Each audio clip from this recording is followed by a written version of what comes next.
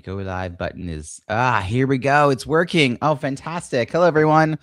Welcome back. I hope everyone who's tuning in had a joyful and restful holiday break. And I'm excited to be back in work mode because I love what I do. Honestly, I was looking forward to this week. I knew I was going to have this fantastic panel.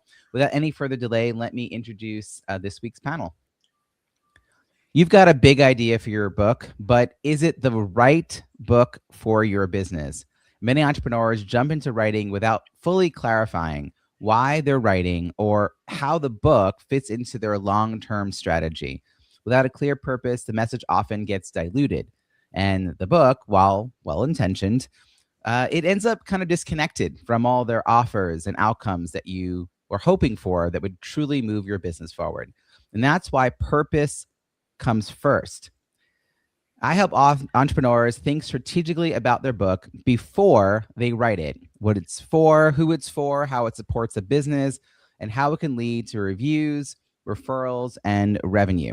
When your book is aligned with your goals from the start, it becomes a powerful growth tool, not just a passion project. If you're in the early stages of your book journey and want to make sure you're on the right path, I'm happy to have a chat. You can schedule a complimentary 30-minute book brainstorming session to learn more about the Author ROI program. This is a small group experience designed to help you clarify your concept, define your goals, and build a roadmap for long-term impact.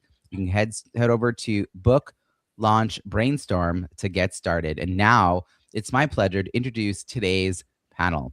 With me, I have Cornelia Kawann, who wrote Change Your Energy, Change Your Life, an empowering guide that combines science, practical exercises, and transformational insights to help you unlock your energy, embrace new opportunities, and create a more fulfilling, impactful life. We also have Karen Kaufman, who wrote Magic, Making a Good Impression Count on and off the golf course, a practical guide that shows professionals how to build confidence, credibility, and meaningful connections using the golf course as a powerful backdrop for relationship-driven business growth. And Sandy Gerber, who wrote Emotional Magnetism, How to Communicate to Ignite Connection in Your Relationships, an insightful book that helps readers strengthen connection and communication, deepen trust, and create authentic connections by understanding the emotional dynamics that drive human interaction. Please join me in welcoming Cornelia, Karen, and Sandy. Cornelia, I'm going to kick things off with you. I'd love to just get a better sense of who you had in mind as your ideal reader when you were writing your book, and welcome to the show. Oh, thank you, Robbie, and welcome everybody else. It's incredible being here. I'm so excited. And yeah, who I wrote the book for? And I think most people writing their first book anyway, you're writing it also for yourself. And I look back to who I was at the time, and I was really very, very busy, doing thousands of things at the same time, with all these obligations for my job, my business, my family, my partner, my aging parents, the community. And I thought, we are all managing our time, but actually, what can you all do with all your time when you feel miserable? And so I figured out actually my most valuable asset is my energy. And then as an electrical engineer, I know what energy and what frequencies are. And so I decided to start managing my energy. And then that's how the whole book, developed with all these exercises and the shifts people make when they started managing their energy. And that's who this book is for ambitious women who need all the energy to make their dreams happening. Cornelia, you win a prize. We've talked about this on other shows, but the fact that you captured in your title what your book is about without a long run-on sentence like the rest of us in the subtitle, change your energy, change your life. Like that is exactly what the outcome is that you should get if you pick up this book. It's a great book. I'm so glad that you and I got a chance to work together when you were launching it, because I'm not sure if I would have picked it up, and it was the kind of book that I should have picked up. So I think that you have a pretty wide audience of people who need it. Next, let's go over to Karen. Karen, can you share a little bit about who you had in mind when you were writing your book? Sure. I think, as Cornelia said, I wrote it first to challenge myself. As an executive coach and leadership consultant, I wanted to see if I could write a short, punchy, provocative book that would make someone's life better, accelerate their career in under 100 pages, and it came in at 94 pages. So there's 3 magical nuggets at the end of each chapter that I call hole 1, hole 2, just like the holes on the golf course. So I've written it for 3 main audiences: ambitious professionals that are interested in accelerating their careers. I've written it for men and women that are considering the game of golf and want a quick primer because there's so much to learn. I wish I had my book when I was starting to play golf at age 40. And it's also for organizations that want a motivational speaker to help mainly women, since there are 90% of golfers are men and about 10% are women. And I saw that playing golf was such a business advantage. I wished I had started before age 40. So I'm an advocate for getting more women in the game of golf. So organizations that want to assist their women in having the same advantage that men have. That's brilliant. I love that you have clarity, maybe that you didn't have when you started writing the book, but you very much have clarity now about who those different distinct audiences are. Sandy, I'd love to hear about your book. And is this also book 1 for you, or have you written other books, Sandy? This is book 1, and I'm just in the process of finishing book 2. Oh, so this is interesting. I had a feeling there was another one in the works. Yeah. For some reason. That's why I look tired right now. Let's talk about this book 1. Like, who did you have in mind when you started writing this? Who was the audience? Yes. So definitely wrote this from a history and a path that I took as well, just like the other ladies. If you've ever thought, why is communication difficult? Why am I not feeling heard? Why am I being misunderstood at work or at home? This is the book for you. So I discovered emotional motivation research from the 60s, and I used it to completely transform my life. And from that, now thousands of people all over the world are doing the same. So I was able to use the tools in the book to go from a failed marriage to a phenomenal marriage of 11 years. Still feels like we're dating. And I also grew my business from a startup in my bedroom to a top 100 fastest growing company using these tools. So for me, this book is a fast track for people who want to communicate, to connect in all of their relationships. When I pick 3 people to be on a panel, it's based on your actual availability on your schedules.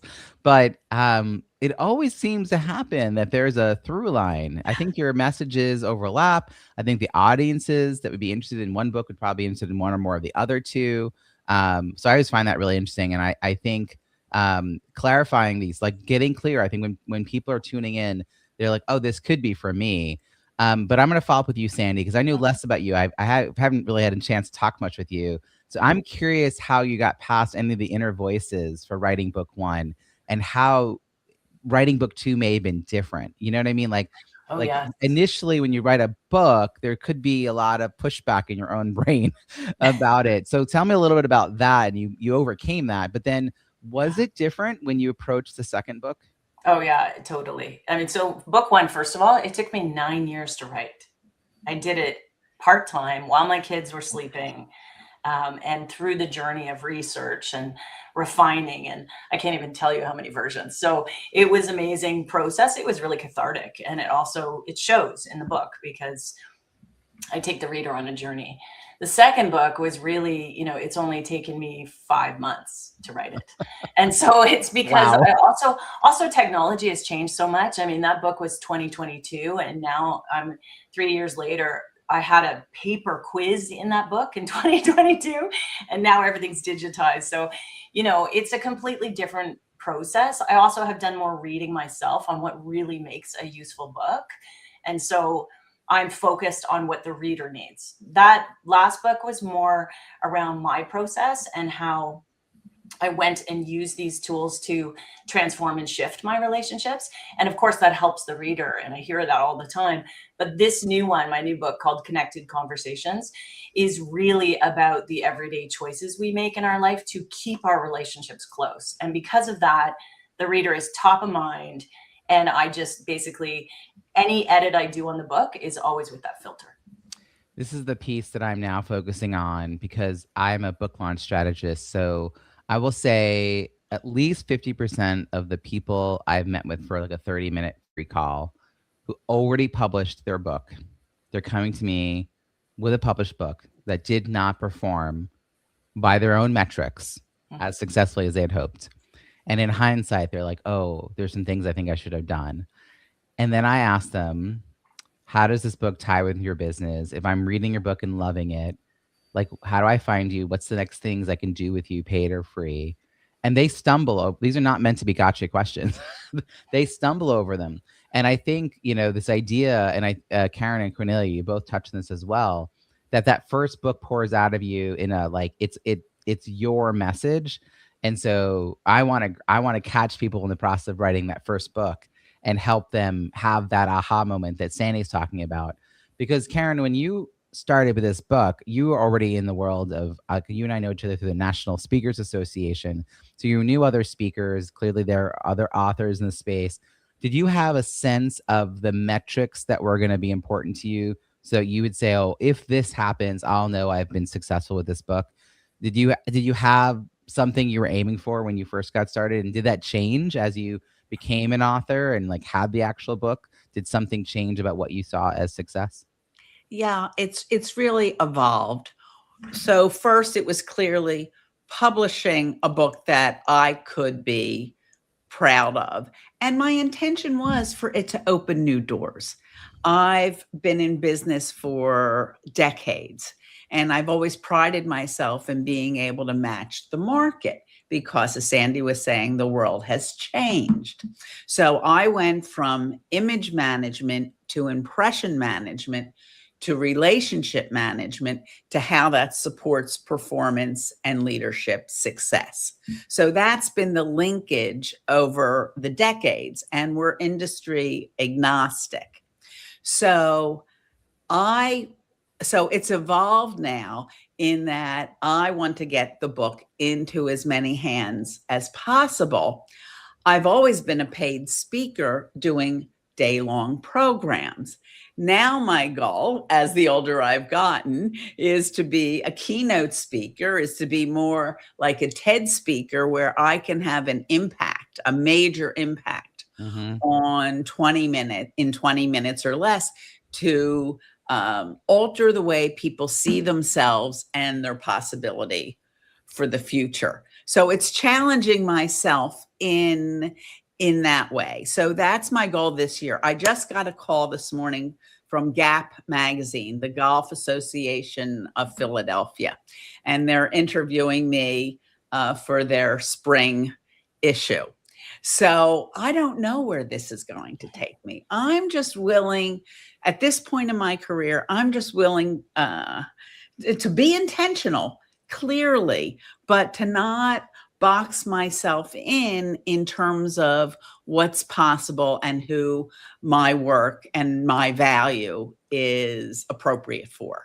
What's interesting is I feel like your reach is expanding because you have this hook around golf, right? So it invites you in. Like I wrote about relationships, but and Sandy writing about but like if you're writing about relationships in the context of golf, well, then the Golf Association of Pennsylvania or Philadelphia is going to reach out, right? Like, I love that your passions have been intertwined and you're excited to talk about that. And I think you're bringing information to people who need it, both about golf, but also about how to connect and build those connections and relationships. And that's what he wanted to know. He wanted to know my journey in golf and then how I connected it to my work. So it is not a golf book, although people interested in golf will get something, but it's really about personal power and leadership and being the cause of our own future. I feel like you couldn't see around the corner to the possibilities of what the book could do for you until the book existed. Is that? Yes. Yeah. And now that it is, you're like, I'm open. Like, let's do this. Like opportunities are starting to come to you. You're attracting the right kinds of possibilities. Cornelia, when you and I first started working together, you were working really hard on getting reviews on your book. And you had something a little challenging that I don't think many people realize. You don't live in the United States, which is where most of my clients live. You live overseas. People overseas are less engaged with Amazon as an everyday something being shipped from them occurrence. And if you don't spend $50 on Amazon in the last 12 months, you can't write a review. And so you ran into that problem early on, which is why I'm very excited to say that you have 60 written reviews out of 67 global ratings. Because I know when we first started this process, that was part of the pushback was like, what do I do? And some of those reviews you managed to get repurposed to Goodreads, to LinkedIn, to social media. So I know one of the metrics you cared about when we first got started was reviews. How did that come to be a focus of yours? How did the relationships that you developed and maybe enhance as you were getting reviews, like what came of that process? Because reviews was like the goal, but the purpose was the conversations you were now having with people in your network. What was that experience like, Cornelia? Yeah, so before I start, I just want to congratulate Karen also to your book, because I read it and I found the idea and the structure, even though I haven't played golf for a very long time, so exciting. So it's incredible book. Thank you. And yeah, I haven't read Sandy's yet, but I definitely will now. And coming back to your question, Robbie, yes, there was, I was really very grateful, and I think the book wouldn't be there where it is right now without your support. And yeah, you helped me by setting up the launch team, and shared your expertise with me, and then yeah, you were the master of ceremony of my online book launch, which was an incredible and amazing event. I'm really always excited when I think about it. And yeah, you also challenged me what's the goal with my book, right? And when you start working together, and it shifted in a way, because when I developed all my techniques and my energy exercises, people start telling me, you should write a book about it. So, and I had the idea when I started writing the book, now there is all my expertise, my knowledge is now in this book. So I don't have to explain this all the time again and again. But what I really forgot is, or underestimated, we lived, let's say this, and we lived in the world of information. There's an overflow of information. So whatever you want to know, whatever you want to do, you find a YouTube video or a book or whatever. It's out there. But with what people are really struggling with, and I think this is now the future, it's the implementation. They struggle with, they know how it works, but they just can't get it done. They can't bring it, into happening. And I think that's what I underestimated at the beginning. And then I was so, but when I realized that as after the book launch, I launched my mastermind. And people ask me now, do I really need to participate in your mastermind now that I read your book? And it's when you have like a mastermind or a program, this keeps people accountable. They really implement what's in your book. And that was kind of the big learning of this whole process. It's not about the information. It's about really bringing people to actually do it. And that was really the most important part for me with my book. Do you think that, or I should ask it differently, was the mastermind already a plan for you, or did that evolve as you were having conversations with readers, or evolve from the launch piece? Like, how did the idea of the mastermind come up? I think it was an idea already, but like working together with you and you pointing it out, yeah, you could actually launch it during the launch party, I think I wouldn't have done that, right? Because, and that was so smart, because all these people that were already interested in the book and know how I work and what this is all about, they were there, right? So it was actually the perfect moment. And I could also answer all the questions that occurred, not only to the book, but also to the mastermind. There was also one prize, to win a place in the mastermind. So I think bringing this together, that was very helpful that you pointed it out. I would have done it afterwards separately, but the idea was already there. What month and year was your launch party? It was actually on the launch party was the 1st of November. So right after Halloween. And like the hook was also because there's one chapter, I think it's chapter 13. It's about don't give the energy vampires a chance. And so I used this as a hook for the invitation for my launch party to we all know these energy vampires. And in the book, I describe how you can protect your energy against it. And so at the launch party, we protected, we set up such an amazing, beautiful energy that there were no vampires there. That's great. That, if I recall, I think that was 2 years ago. It was 2023. Yes, it was 2023. So just a little over 2 years ago. So this is great. Like, I love the longevity of success of a book. Like, a lot of people, you get to a certain place in the process, maybe just writing the book, publishing it. You're like, okay, I'm good. But there's always more to do. So finding a way to stay enthusiastic. I think what Karen's doing, like finding innovative ways to keep launching something else. I want to keep on the reviews for a second, because this is a rare occurrence where all three of you did a really good job. And usually there's someone who I'm like not going to call on around this, because they're like, oh, please don't call on me. I only have 3 reviews. But that's not true for any of you. So Sandy, you have 82 ratings. That's the 1 through 5 stars. But you have 57 written reviews. So anything over 50, getting over 50 reviews takes a lot of effort. So how did you approach this to get people? I mean, getting a rating, getting someone to hit 5 stars, less difficult. Getting people to buy the book, write the reviews and all of that. How did you approach that and by the way, 29 of those 57 are, so like half of them are purchased books as well. So this is like, I know this is not data most people geek out on, Sandy. So you may have just learned a few things about your book you didn't know. But how did you approach that to guide people to the end result of actually having reviews on Amazon? Well, there's a couple things. I mean, first, the reviews and the ratings are higher in Canada because I'm a Canadian, and so I focused on Canada first, and then I moved to the US, and so the US is growing more and more. But really, the book's an entry point to my coaching and my training.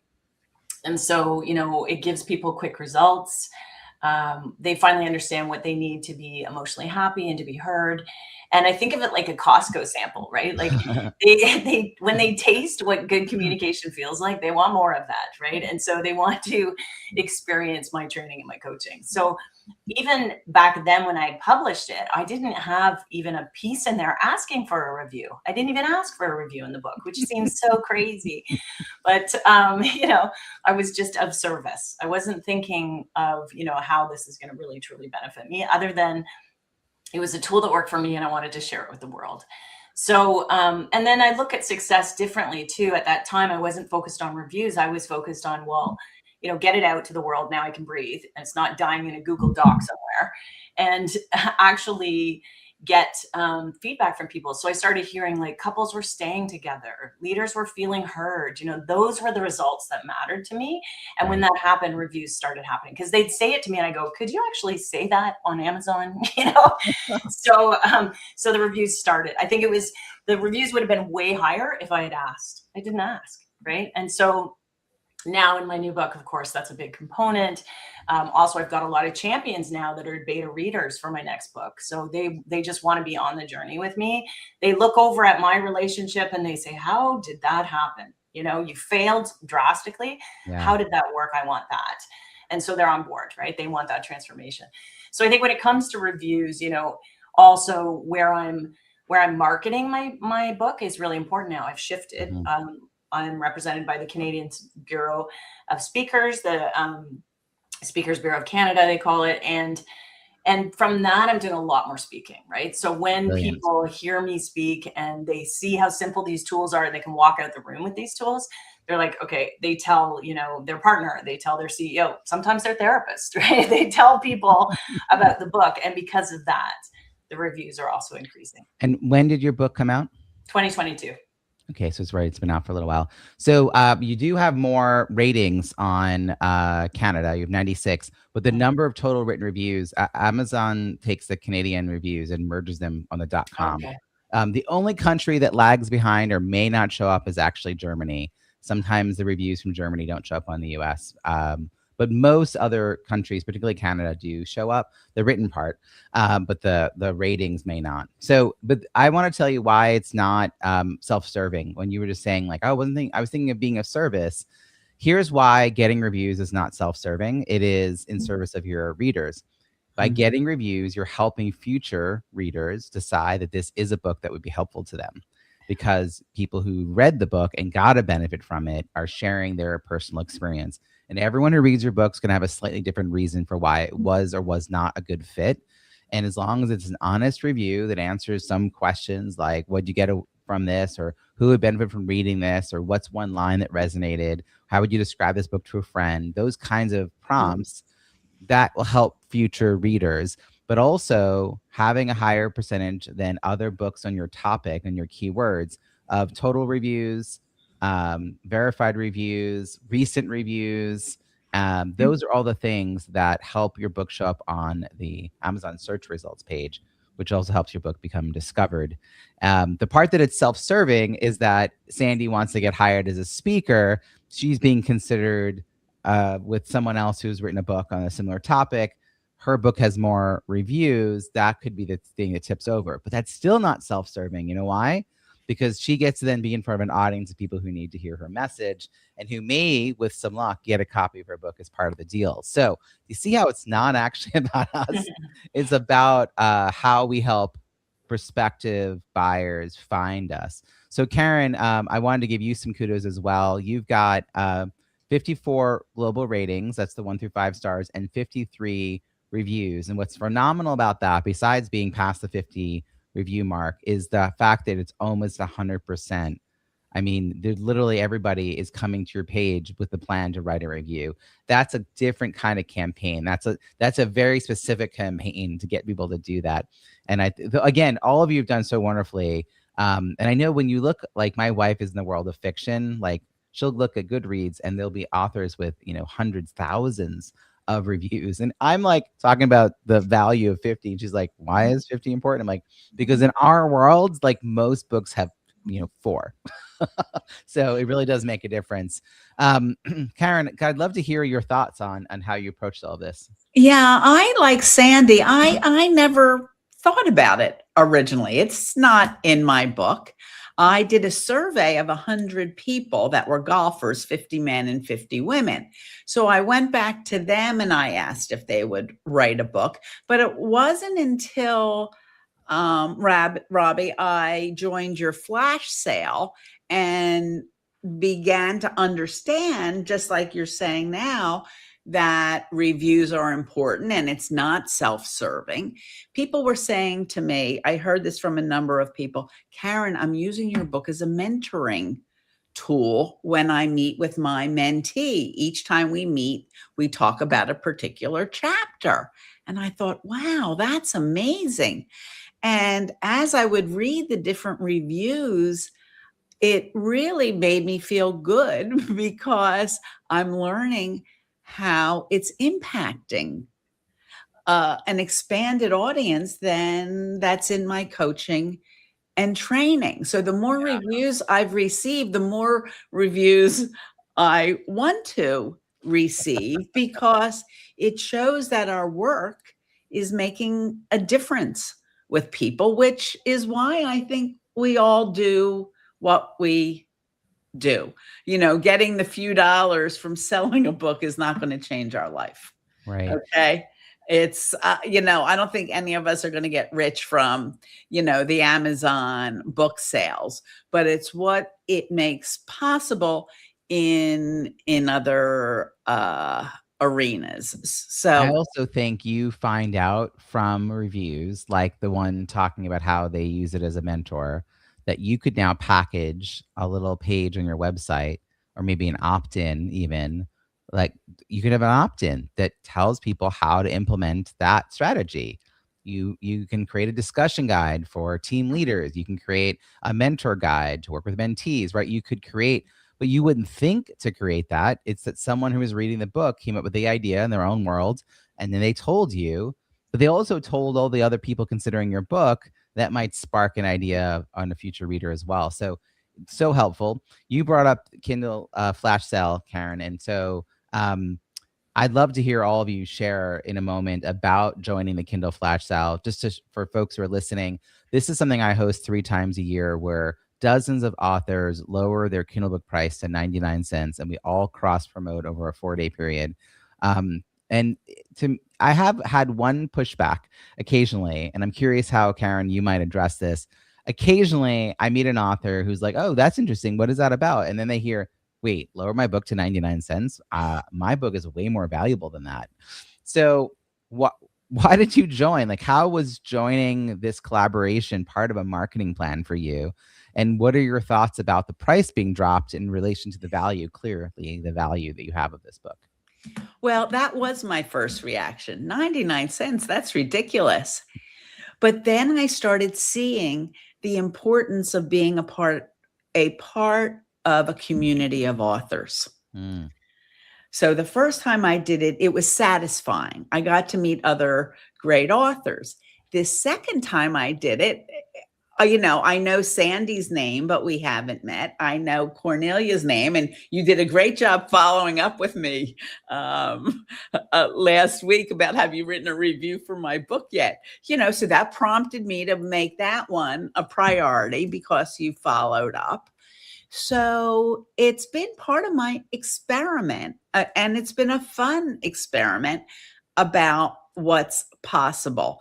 So it did prompt people to download it for 99 cents. And I got about 25 of those 54 reviews in this last Kindle flash sale. What? Yeah, I think I was, I think I was about at 25. And so Wow. I put energy on it, like Yes. Sandy said. Before that, I made it a goal and I made it fun. Oh, I know what it was.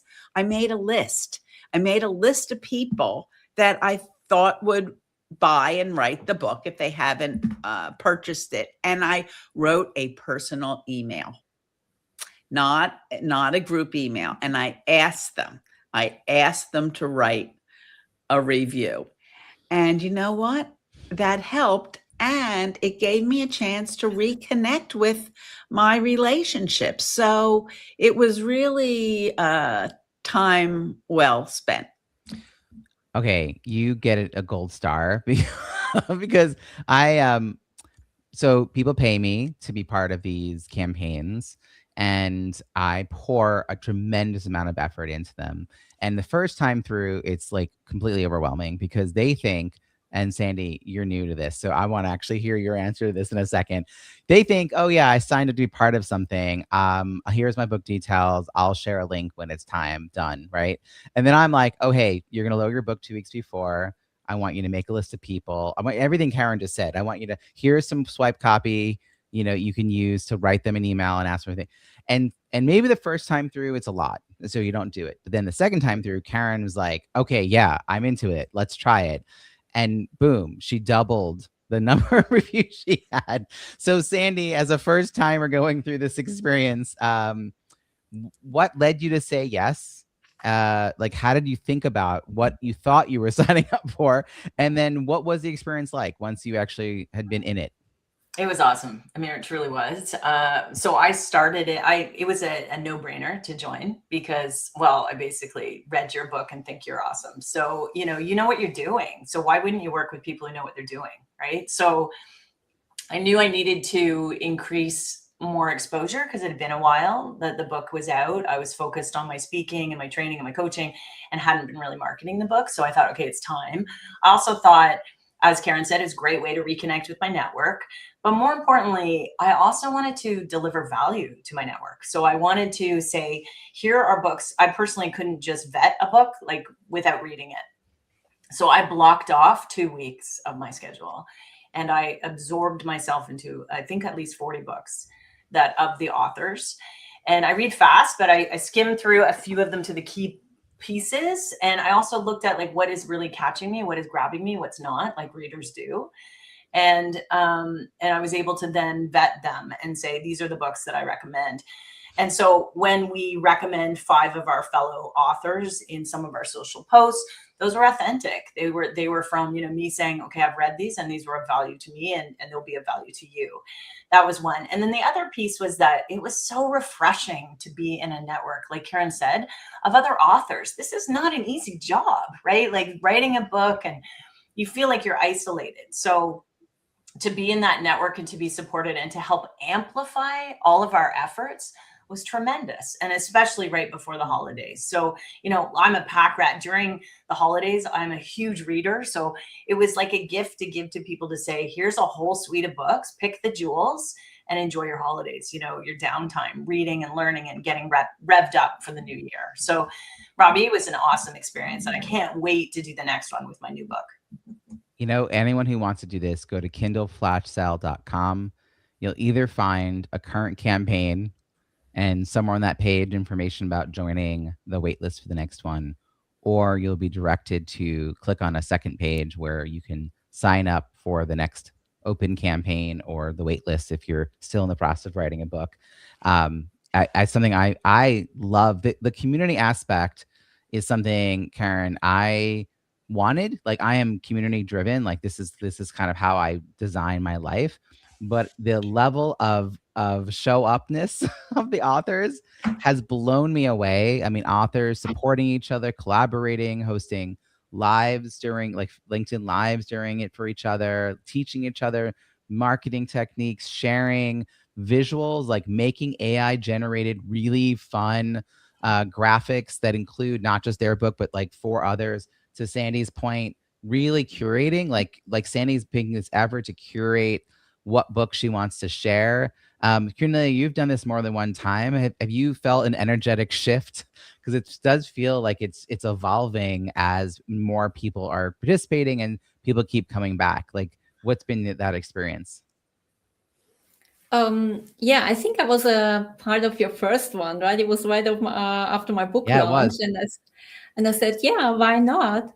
And I felt a dramatic difference to the first one. And of course, everything was evolving. Yeah. But also the energy was so completely different as you just described it. It was really a supportive crowd.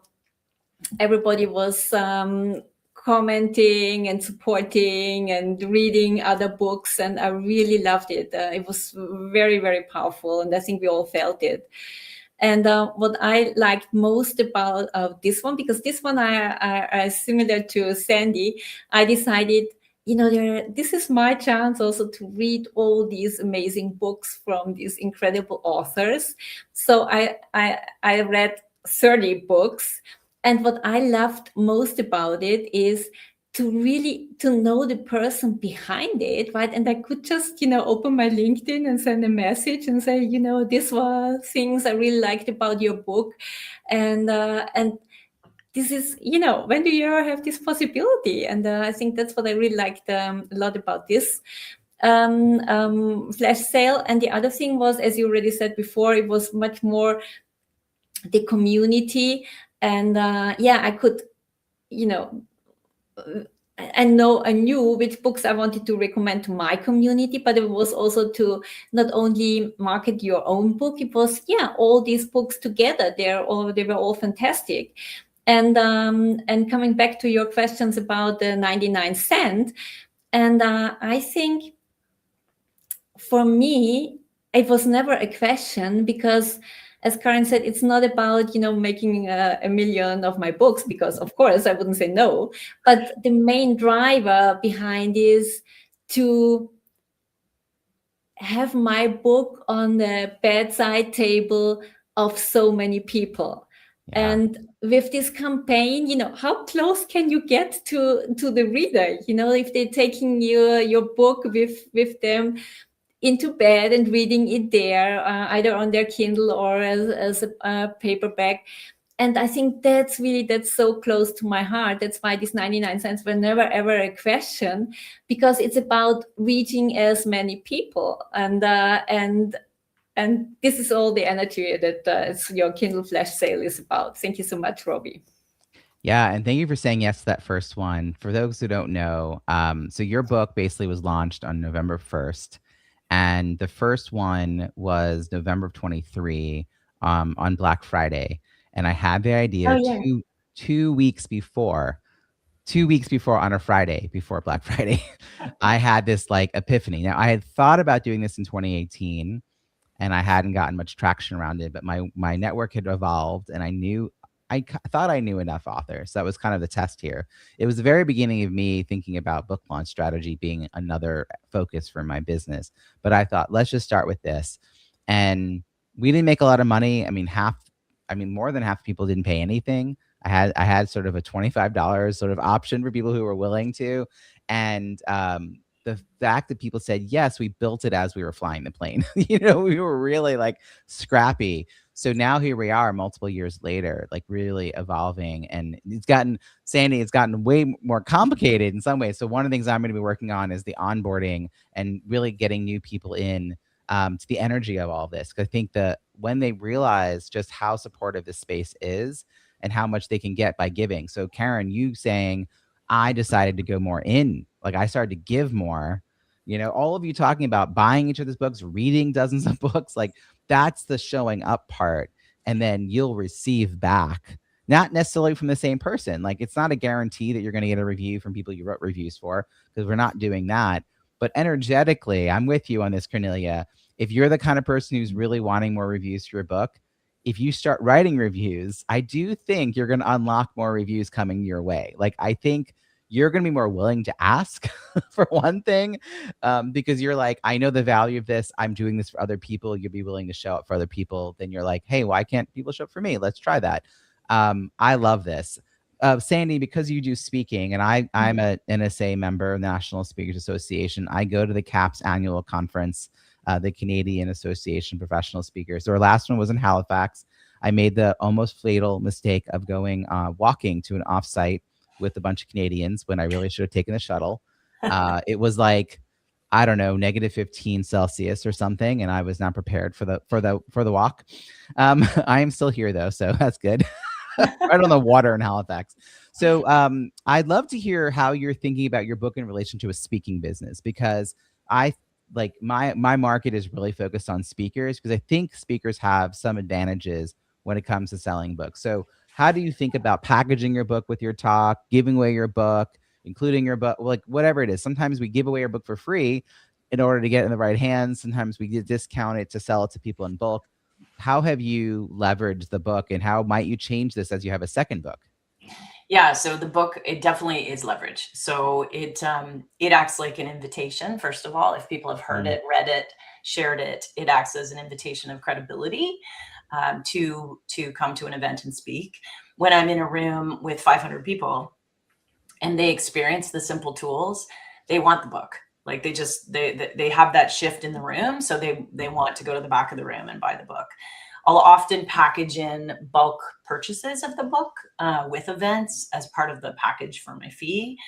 And really the book spreads because it works, right? So, when people read it, they want to pass it on to people. And often what happens is that it will start with the book, which then is the entry to the speaking, then to the workshops, and ultimately to like a series, right? So I find it's like I said, it is like a taster at Costco, but it is just, it's a credibility piece. Yet when I'm speaking to a room full of people, they actually want to walk out with something tangible, So they love having the book, and especially because my book has, in the middle of it, it has a quiz. So you can figure out quickly what your emotional magnet is, what your emotional motivator is.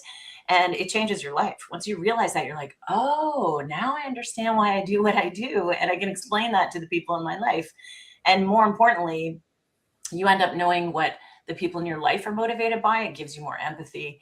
You start understanding why they do what they do. So I think that shift, the book acts like that ticket for me to help them understand there's more opportunity.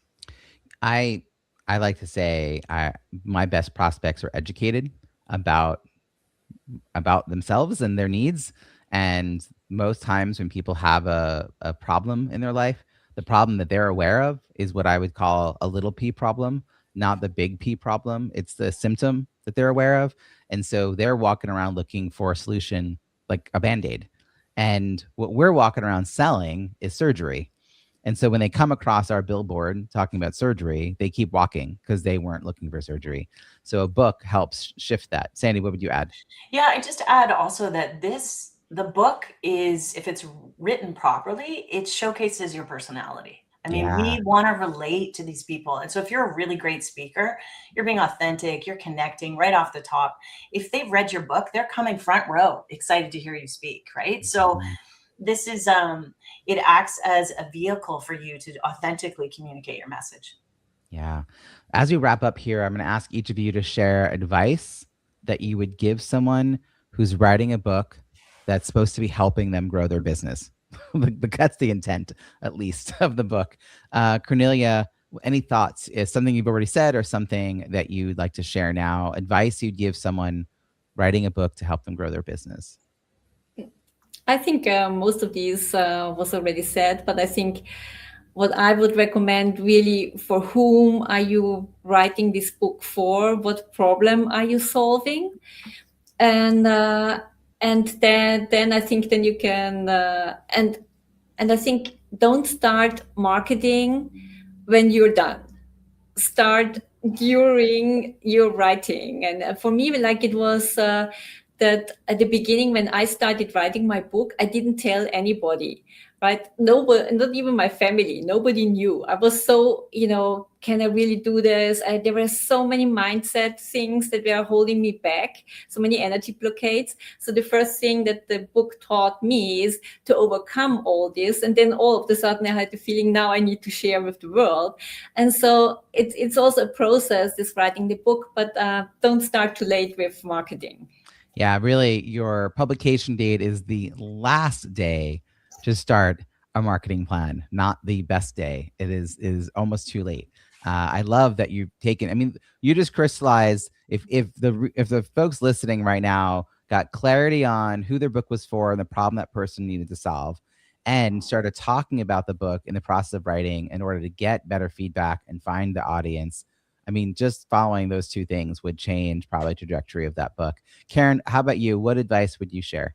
I would say if you're writing it to support your business, be clear about where you want to be a year from now and 2 years from now, and make sure the book lines up with that.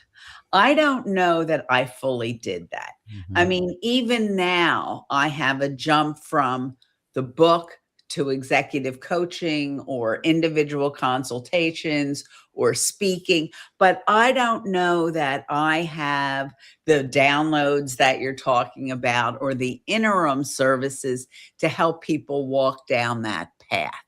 So this is what I'm learning. Just like when you said, if you want to know how to use my book as a mentoring tool, here's a free download.